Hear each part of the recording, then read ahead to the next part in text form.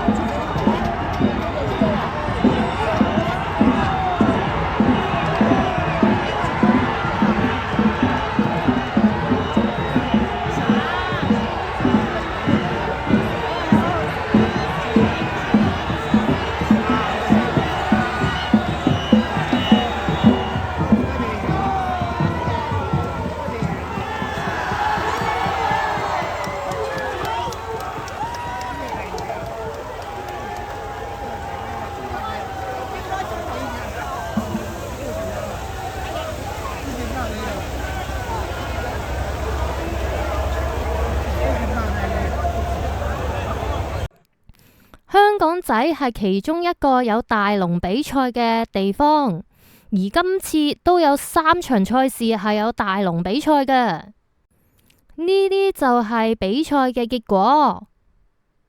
咁今次我就講到呢度啦，下次見，拜拜。